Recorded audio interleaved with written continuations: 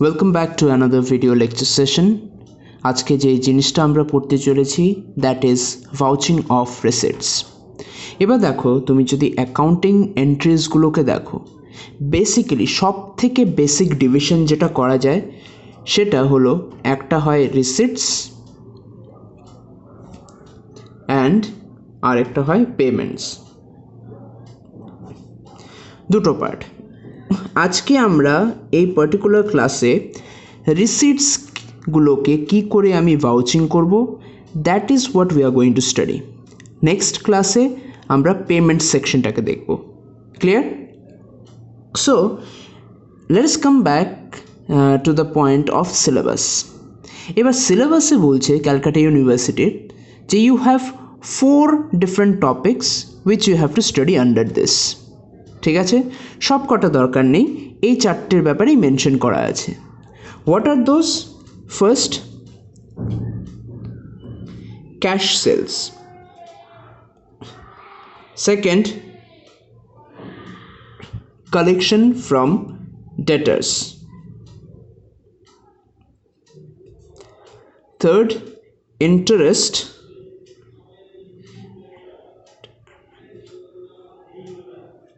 from investments. And lastly, dividend.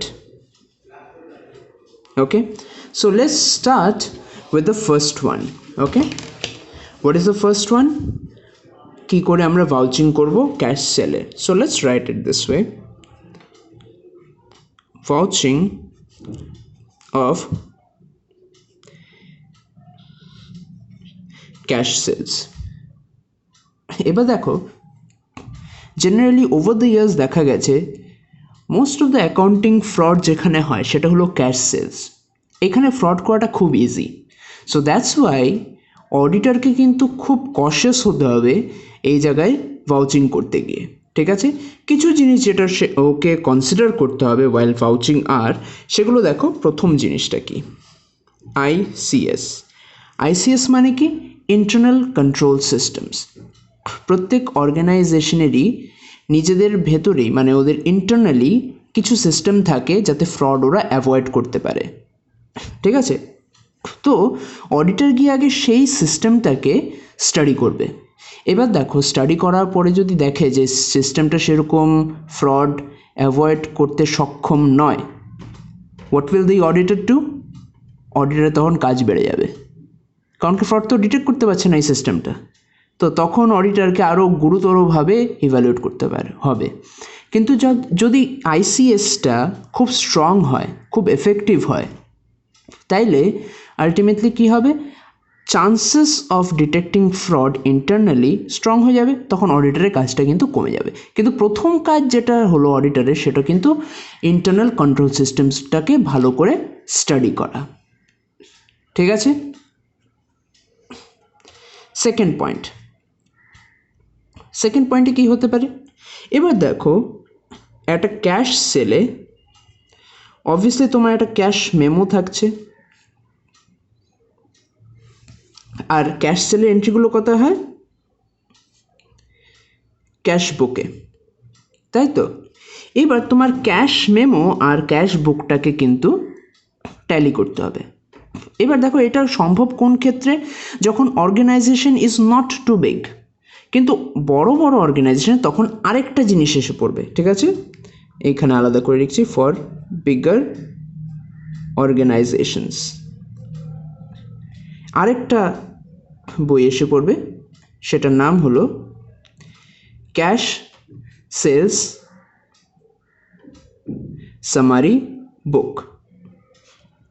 ওকে, তখন কি করতে হবে? এখানে ক্যাশ সেলসের সামারিগুলো লেখা হয়, তো সেই টোটালগুলোকে ম্যাচ করতে হবে ইন্ডিভিজুয়ালি ক্যাশ বুকের সাথে।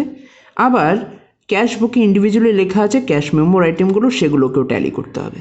So this is the work of ভাউচিং for auditor. কিন্তু এটা শেষ না।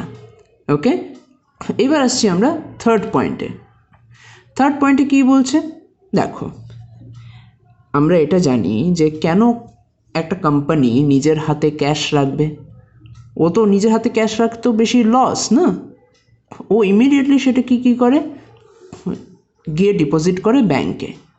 এবার ব্যাংকে যদি ডিপোজিট করে তাইলে সেটা এন্ট্রি কোথায় হয়? দেখো, একটা তো হয় ক্যাশ বুকে, ঠিক আছে, কিন্তু আরেকটা তুমি পাসবুক যদি ওর চাও তুমি সেখানেও এন্ট্রিটা পাবে। তখন তোমাকে চেক করতে হবে ক্যাশ বুকে যে ব্যাংকের সাইডে যতটা এন্ট্রি হয়েছে সেটাই কি পাসবুকে আসল এন্ট্রি হয়েছে। ম্যাচিং করার পেছনে আমাদের উদ্দেশ্যটা কি? What is our target? Our target is simply this, so that we may detect fraud.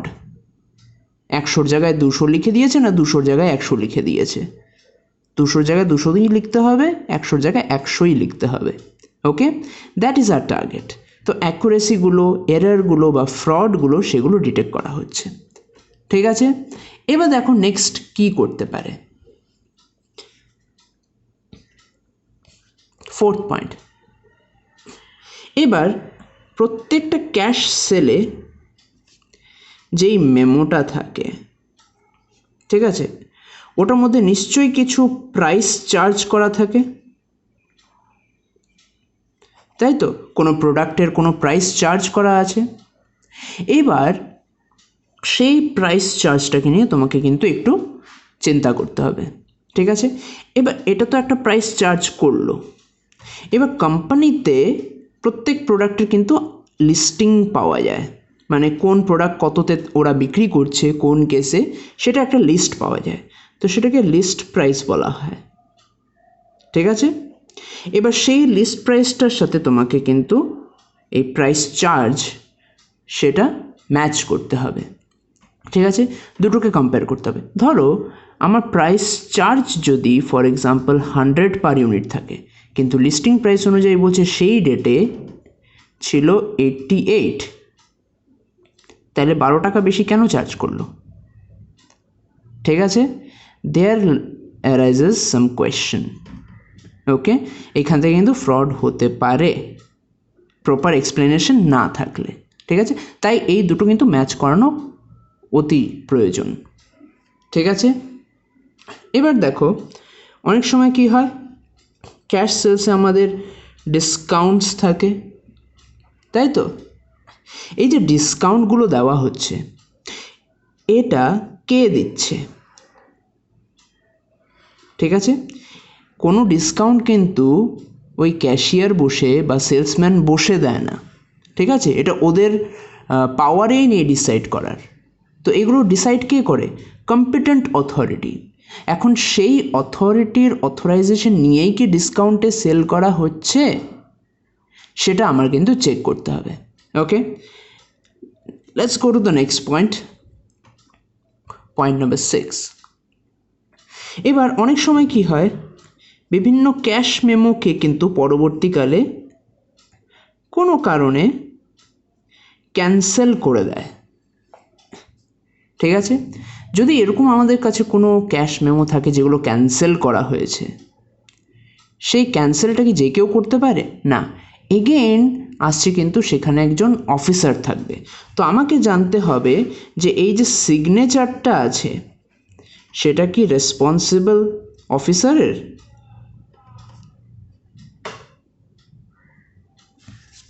ঠিক আছে, সেটা কিন্তু অডিটরের রেসপন্সিবিলিটি চেক করা। আর লাস্টলি দেখো ক্যাশ সেলের ব্যাপারে প্রত্যেকটা সেলেই কোনো একটা ট্যাক্স চার্জ করা হয়। তো এখন আমাদের কি ট্যাক্স চার্জ করা হচ্ছে? জিএসটি। তো আমাদেরকে দেখতে হবে এই যে জিএসটির যে রেটটা অ্যাপ্লাই করা হয়েছে সেই রেটটা কি অ্যাপ্রোপ্রিয়েট কিনা। কেন অ্যাপ্রোপ্রিয়েটের কথা বলছি? কারণ কি জিএসটিতে বিভিন্ন রেট থাকে, বিভিন্ন শেডিউলের প্রোডাক্ট থাকে, সেগুলোর ব্যাপারে যখন ট্যাক্সের ক্লাস শুরু হবে সেখানে আরও ডিটেলসে জানতে পারবে। ব্যাপার হলো এখন ধরো যে প্রোডাক্টটা বিক্রি করলো সেটাতে হয়তো 5% ট্যাক্স চাইছে, চার্জ করতে বলেছে গভর্নমেন্ট। তুমি যদি ওই জায়গায় 10% চার্জ করো, সো অবভিয়াসলি এক্সট্রা 5% কার পকেটে যাচ্ছে? তোমার পকেটে যাচ্ছে, তুমি ট্যাক্স হিসাবে অন্য কারোর কাছ থেকে নিচ্ছ। That is a fraud, right? তো এগুলোকে ডিটেক্ট করার জন্য কিন্তু তোমাকে জিএসটির রেটটাও দেখতে হবে যে ওরা যে প্রোডাক্ট বিক্রি করছে তার উপর অ্যাকচুয়াল রেট কত, ওরা কি অতটাই চার্জ করেছে কিনা। Clear? Let's move on two the next portion. collection from debtors. Okay,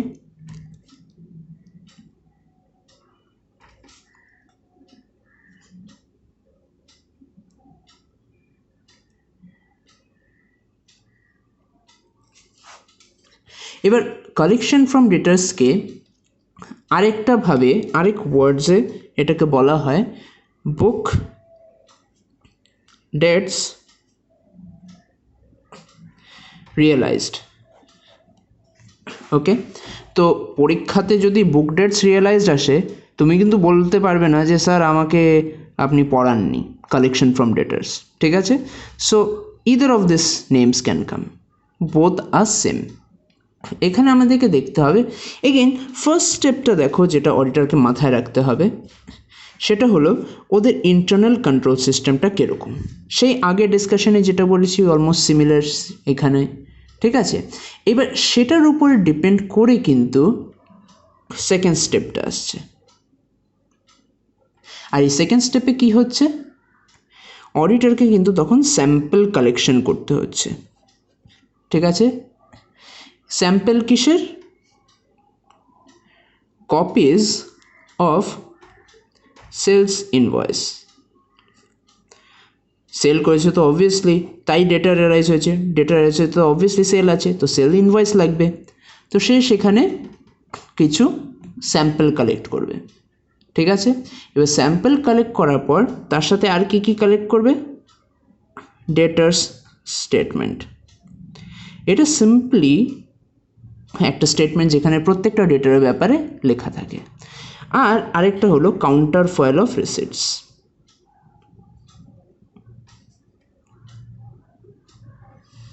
ঠিক আছে, এবার এই তিনটে জিনিস কালেক্ট করার পরে কিন্তু তিনটেকেই ম্যাচ করতে হবে। ঠিক আছে, রিসিটের ওই যে কপিটা রয়ে যায় সেটা, ডেটা স্টেটমেন্ট, সেলস ইনভয়েস, এই তিনটেকেই কিন্তু আমার চেক করতে হবে যে প্রত্যেকটাতে সিমিলার অ্যামাউন্ট দেখাচ্ছে কিনা, সেম মানুষের কাছে ইস্যু হয়েছে কিনা। ক্লিয়ার? নেক্সট থার্ড থিং কি করতে হবে, অডিটরকে দেখতে হবে যে ডেটার্সের যে ব্যালেন্সগুলো থাকে সেগুলোকে ঠিক টাইম অনুযায়ী কালেক্ট করা হচ্ছে কিনা।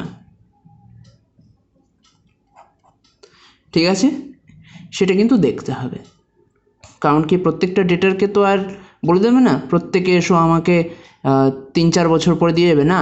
3-4 মাসের ডেটা থাকতে পারে, কোনো কোনো জায়গায় 1 বছরের ডেটা থাকতে পারে, প্রত্যেকে তো ডিফারেন্ট টাইম হতে পারে।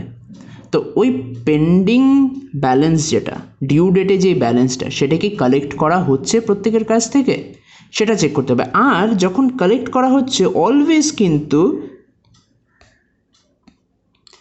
অ্যাকাউন্ট পেই চেকে কিন্তু কালেক্ট করতে হবে।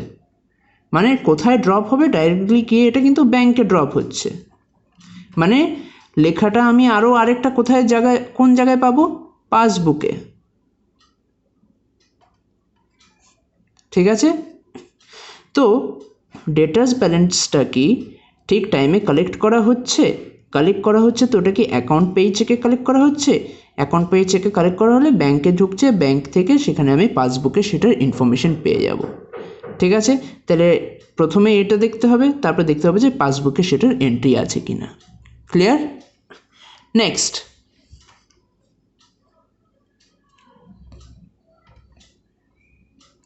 এবার দেখতে হবে যে এন্ট্রিগুলো করা হয়। ঠিক আছে, কালেকশনের পরে অবভিয়াসলি ডেটার্স ব্যালেন্সটাকে রিডিউস করে দেওয়া উচিত, কালেকশন তো হয়ে গেছে, ও তো আর ডেটার নয়। এবার প্রত্যেকবার কালেকশনের পরে কি রাইট ডেটারের ব্যালেন্স ডিডাক্ট করা হচ্ছে? ঠিক আছে, এটা কিন্তু খুব ইম্পর্টেন্ট জিনিস, নাহলে কিন্তু গোলমাল হয়ে যাবে। তুমি নিলে আমার কাছ থেকে টাকা, তুমি তোমার বন্ধুর ডেট কমিয়ে দিলে, সেটা তো আমার লস। ঠিক আছে, তো অবভিয়াসলি এই জিনিসটা কিন্তু চেক করতে হবে যে যখন আমি কালেক্ট করে নিচ্ছি তখন যে এন্ট্রিটা করছি সেটা কি রাইট ডেটারের খাতায় করছি। ক্লিয়ার? এবার নেক্সট হয় একটা important situation, subsequent sales to আ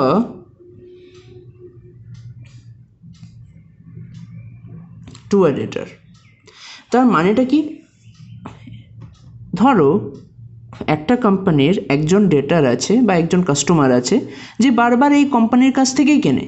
তো বারবার কেনে মানে কি? Subsequent sales. একবার সেল হলো, তারপরে আরেকবার সেল হলো, তারপরে আরেকবার সেল হলো, এগুলো কি সাবসিকুয়েন্ট সেলস।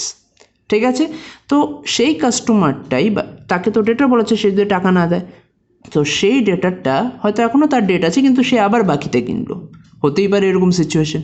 তো ওই ক্ষেত্রে কিন্তু আমার দেখতে হবে যে এই যে বারবার কালেক্ট করা হচ্ছে, প্রত্যেকটা অ্যামাউন্টে কি ডিউ ডেটে কালেক্ট করা হচ্ছে? ধরো সে যদি 5খানা ট্রানজ্যাকশান আজ অবধি করে থাকে, 5বার আমার কাছ থেকে নিয়ে থাকে, আর সেকেন্ড টাইমের টাকাটা সে যদি না দেয়, সেকেন্ড টাইমের টাকাটা, ঠিক আছে, তখন আমার এখানে প্রশ্ন উঠতে পারে কেন দেয়নি, তাই তো? আর সেই অ্যামাউন্টটা কালেক্ট করার জন্য কি ম্যানেজমেন্ট সব এফোর্ট দিয়েছে? ঠিক আছে, তো এখান থেকে কি হতে পারে, এখান থেকে আরেকটা সিচুয়েশন অ্যারাইজ হতে পারে, দেয়নি কেন? নিশ্চয়ই কোনো ডিসপিউট অ্যারাইজ হচ্ছে, এখান থেকে কোনো একটা নিশ্চয়ই প্রবলেম আছে। তো দেখো সাবসিকুয়েন্ট সেলসগুলো কিন্তু ভালো করে দেখতে হবে যে যতগুলো সেল হয়েছে প্রত্যেকটারই কি টাকা কালেক্ট করা হয়েছে। এরকম কি কোনো ক্ষেত্রে আছে যেখানে টাকা কালেক্ট করা হয়নি বা কম কালেক্ট করা হয়েছে বা সে টাকা দিচ্ছে না? তখন দেখতে হবে ম্যানেজমেন্ট কি এফোর্ট দিল সেই টাকাটা কালেক্ট করার জন্য, আর সেখানে কি আদৌ কোনো ডিসপিউট আছে কি না। ঠিক আছে, এখন সবই যদি ক্লিয়ার থাকে আর তারপরে যদি দেখা যায় যে এই টাকাটা দেয়নি, তার মানে নিশ্চয়ই এই টাকাটা সে দিয়েছে কিন্তু অন্য কারোর পকেটে চলে গেছে। সেখানেই একটা মিসঅ্যাপ্রোপ্রিয়েশন অফ ক্যাশের কনসেপ্ট এসে পড়তে পারে। তো ওই জায়গায় দেখতে হবে how to avoid the discrepancy. Clear? এবার নেক্সট পয়েন্ট আসছে, ধরো কোনো গুডস যখন কোম্পানি থেকে কোনো ডেটার্সের বাড়িতে ট্রান্সফার হচ্ছে বা ডেটার্সের বিজনেসে ট্রান্সফার হচ্ছে, অনেক সময় কিছু ড্যামেজ হয়ে যেতে পারে রাস্তায়। তো ড্যামেজ হয়ে গেলে কি ফুল অ্যামাউন্ট কোনো দিন কাস্টমার কোম্পানিকে দেবে? কোনো দিন দেবে না। তো তার কারণে কি হয়, যেই অ্যামাউন্টটা ডিক্লেয়ার করা আছে সেটা থেকে অনেক সময় কম পায়, ইদার বিকজ অফ পেনাল্টি বা ড্যামেজ। পেনাল্টি কোন কেসে হতে পারে? ধরো তোমাকে একটা পার্টিকুলার ডেট দিল, কোম্পানিকে পার্টিকুলার ডেট দিয়েছে, বলছে যে 10 সেপ্টেম্বরের মধ্যে ওখানে ট্রান্সফার করতে হবে, কিন্তু ওরা ট্রান্সফার করেছে 11 সেপ্টেম্বরে, অবশ্যই পেনাল্টি চার্জ হয়ে যাবে। তখন কম টাকা ওরা কালেক্ট করতে পারবে ডেট থেকে। এবার দেখতে হবে যে আমার যে ডেটাররা ওরা কি কম অ্যামাউন্ট দিচ্ছে, ঠিক আছে, যেই অ্যামাউন্টটা ওদের এগেনস্টে লেখা আছে সেটা রেসপেক্টে কি ওরা কম অ্যামাউন্ট দিচ্ছে? কেন দিচ্ছে? এটা কি ড্যামেজের জন্য, এটা কি পেনাল্টির জন্য? আর ম্যানেজমেন্ট কি করছে এগুলো, এই যে ড্যামেজ বা পেনাল্টি, এগুলোকে অ্যাভয়েড করার জন্য ম্যানেজমেন্টের কি স্টেপ আছে, ম্যানেজমেন্টের কি করণীয়? নাকি ম্যানেজমেন্ট চুপচাপ এমনিতেই বসে আছে? ঠিক আছে, সেই জিনিসটা কিন্তু আমাদেরকে ভালো করে দেখতে হবে। কেন এরকম হতে পারে যে ইচ্ছে করে কম দেখাচ্ছে, কোম্পানিতে কম টাকা ঢুকছে কিন্তু আসলে কোনো ড্যামেজ নেই, কোনো পেনাল্টি চার্জ নেই, ডেটার ঠিকই টাকা দিচ্ছে, তো ডিফারেন্সটা কোথায় যাচ্ছে? নিশ্চয়ই কারো না কারো পকেটে যাচ্ছে। That's a fraud. ঠিক আছে, so you have to see যে if you are an auditor, এই জিনিসটা কিন্তু তোমাকে ভালো করে লক্ষ্য রাখতে হবে। নেক্সট, অনেক সময় ক্লায়েন্ট থেকে টাকাটা তাড়াতাড়ি পাওয়ার জন্য ডিসকাউন্টস দেওয়া হয়, যে তুমি যদি 2 মাসের মধ্যে দিয়ে দাও তোমাকে 10% ডিসকাউন্ট। এই যে ডিসকাউন্টটা অ্যানাউন্স করা হচ্ছে, কে অ্যানাউন্স করছে, এটা কি প্রপার অথরিটি আছে, সেটা কিন্তু চেক করতে হবে। ক্লিয়ার? নেক্সট পয়েন্ট, অনেক সময় কি হয়, ব্যাড ডেট রাইট অফ হয়ে যায়। ঠিক আছে, এই যে ব্যাড ডেট রিটার্ন অফ হলো, কে করলো, কার ডিসিশনে সেটাকে করা হয়েছে? ঠিক আছে, দেখতে হবে যে সেখানে প্রপার অথরাইজেশন নিয়ে কি কাজটা করা হয়েছে কিনা। যে সে কিন্তু ব্যাড ডেট রাইট অফ করে দিতে পারবে না। ওকে, নেক্সট আমাকে দেখতে হবে last and final but very important point, যে শিডিউল 3 অফ কোম্পানিজ অ্যাক্ট 2013 অনুযায়ী, ঠিক আছে, আমার স্টেটমেন্ট অফ অ্যাফেয়ার্সে ডেটের ব্যাপারে বা ডেটার্সের ব্যাপারে প্রপার ডিসক্লোজার দেওয়া আছে কি না। Clear? So these are the few things that the auditor must be doing. Okay, now let's come to the next portion, vouching of interest received from investments. ঠিক আছে, এবার দেখো সব থেকে আমার প্রথম প্রশ্ন হলো ইনভেস্টমেন্টটা কি টাইপের, ইনভেস্টমেন্ট কত প্রকারের হতে পারে। ঠিক আছে, এখন ইনভেস্টমেন্ট হিসাবে তুমি কি করতে পারো, অ্যাজ এ কোম্পানি অন্য কাউকে লোন দিয়ে দিতে পারো। ঠিক আছে, অনেক সময় তুমি ফিক্সড ডিপোজিট করে নিতে পারো, অনেক সময় তুমি ডিবেঞ্চার কিনে নিতে পারো, বা সিম্পল ব্যাংক ব্যালেন্সেও সেটাকে রাখা যায়। ওকে, সো এবার সব থেকে প্রথম কাজ যেটা অডিটারের, সেটা হলো এইগুলোর ব্যাপারে রিলেটেড ইনফরমেশন কোথা থেকে পাবো, কি ডকুমেন্টস থেকে পাবো সেটা কালেক্ট করা। ঠিক আছে, এবার যদি সেটা লোন থাকে, লোনের এগেনস্টে অবভিয়াসলি একটা এগ্রিমেন্ট থাকবে, তো সেই লোন এগ্রিমেন্টটা কালেক্ট করতে হবে। ফিক্সড ডিপোজিট থাকলে সেটার এগেনস্টে কোনো একটা সার্টিফিকেট থাকবে, সেটা কালেক্ট করতে হবে। ডিবেঞ্চারেরও সেম, ব্যাংক ব্যালেন্সের জন্য তো পাসবুকটাই দেখতে হবে। ঠিক আছে, এবার দেখো ডিবেঞ্চারের জন্য একটা পার্টিকুলার ইনস্ট্রুমেন্ট যেটা আমাদের মনে রাখতে হবে, একটা তো আছে ডিবেঞ্চার সার্টিফিকেট, আরেকটা যেটা মনে রাখতে হবে সেটা হলো ওয়ারেন্ট, ডিবেঞ্চার ওয়ারেন্ট। এই দুটো সার্টিফিকেট আমার ডিবেঞ্চারের জন্য লাগবে। ঠিক আছে, এবার সব থেকে ইনিশিয়াল কাজটা তুমি করে নিলে, লোনে সে ইনভেস্ট করেছে না ফিক্সড ডিপোজিট করেছে না কোন ওয়েজে করেছে সেটা তুমি আগে যাচাই করলে, তারপরে সেটা রিলেটেড ডকুমেন্টস বের করলে, তারপরে তুমি কি করবে as a auditor. Okay, so here starts some of the steps. এবার নেক্সট তারপরে কি করা, দেখবে প্রত্যেকটা ইন্টারেস্টই কিন্তু কোথায় এসে ঢোকে, এটা তোমার হাতে তো আর আসে না, এটা ডাইরেক্ট তোমার ব্যাংকে যাচ্ছে। ঠিক আছে, তার মানে ইন্টারেস্ট যে পাচ্ছ কোনটা থেকে পাচ্ছ, ইদার এটা বা এটা থেকে, যে এই যে ব্যাংক ব্যালেন্স থেকে যে কোনো একটা থেকে তুমি পাচ্ছ, সেটাকে তুমি ম্যাচ করবে কিসের সাথে, ব্যাংকের পাসবইয়ের সাথে। ওকে, ম্যাচ করে দেখতে হবে যে সার্টিফিকেটে যতটা অ্যামাউন্ট লেখা আছে যে ইন্টারেস্ট পাবো, ঠিক আছে, কিছু না কিছু তো অ্যামাউন্ট লেখা থাকে, পার্সেন্টেজে হোক বা কোনো একটা অ্যামাউন্ট বলে দেওয়া থাকে, সেটা পাসবুকে ঢুকেছে কি না সেটা ম্যাচ করতে হবে। ঠিক আছে, নেক্সট যে কোনো ইনভেস্টমেন্টে কিন্তু দেখো একটা জিনিস হয়, সেটা হলো ডেট, যেই ডেটে তুমি ইনভেস্ট করেছো সেটা আর ইন্টারেস্টটা কত অ্যাগ্রি করা হয়েছে সেটা, এই দুটো কিন্তু খুব ম্যাটার করে। তো তোমাকে অ্যাজ এ অডিটর এই দুটোই কিন্তু চেক করতে হবে, তারপরে তোমাকে ক্যালকুলেট করতে হবে যে যেই ইন্টারেস্টটা লেখা আছে সেটাই কি অ্যাকচুয়ালি ডিউ হয়েছিল। ডেট দেওয়া থাকলে আর ইন্টারেস্ট রেটটা দেওয়া থাকলে তুমি প্রিন্সিপালের উপর ক্যালকুলেট করে নিতে পারবে না, অবভিয়াসলি পারবে। Okay, so this is the thing secondly that you have to check. ঠিক আছে, নেক্সট ইন্টারেস্ট অনেক সময় কি হয়, অ্যাক্রিউ হয়।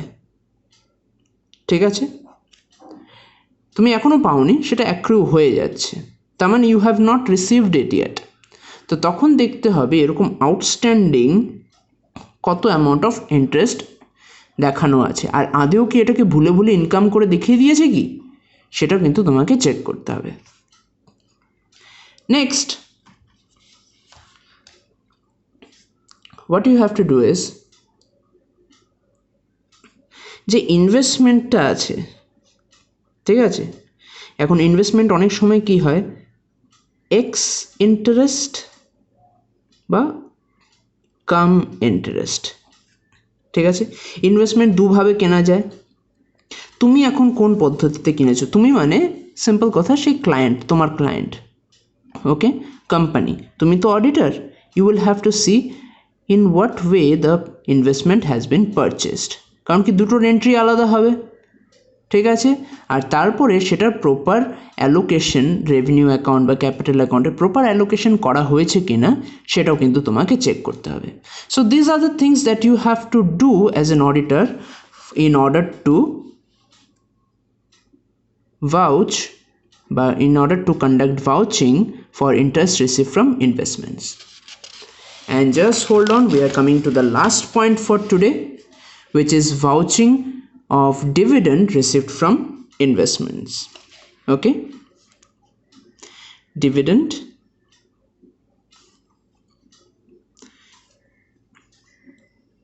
from investments.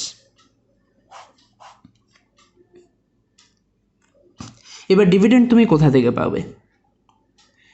Will you get dividend from investing in bank fixed deposit? Never, ঠিক আছে। সিম্পল কথা, তুমি অন্য কোনো কোম্পানির শেয়ারসে ইনভেস্ট করেছো, তাই তুমি ডিভিডেন্ড পাচ্ছ, ডিভিডেন্ড ওখান থেকেই পাওয়া যায়, ঠিক আছে। তো এবার এটার এগেনস্টে আমার কি ডকুমেন্ট হবে? ডিভিডেন্ড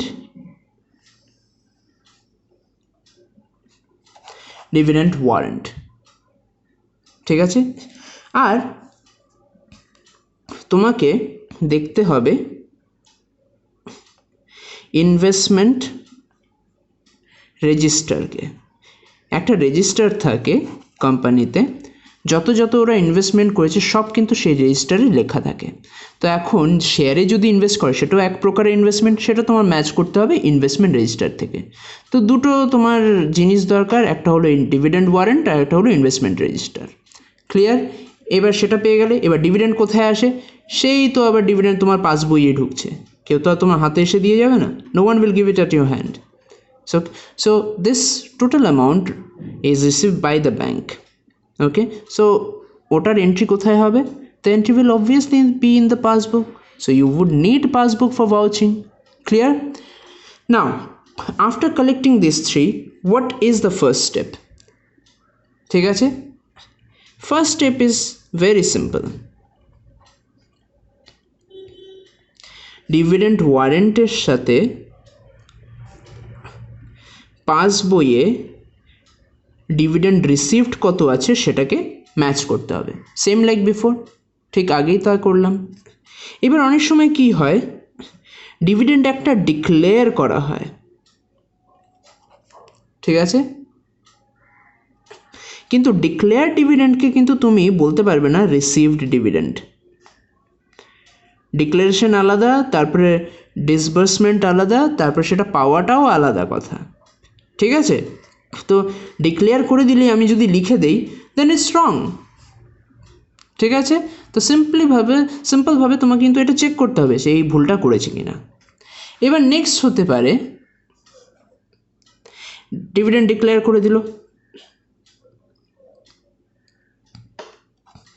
ঠিক আছে, একটা ডেট দিয়ে দিল, সেই ডেটে তুমি ডিভিডেন্ড রিসিভও করে নিলে, কিন্তু মনে রাখবে এইখানে যে অ্যামাউন্টটা আর এই যে অ্যামাউন্টটা দে উইল নট ম্যাচ। কেন? কারণ কি মাঝে ট্যাক্স চার্জ করা হয়, ওকে।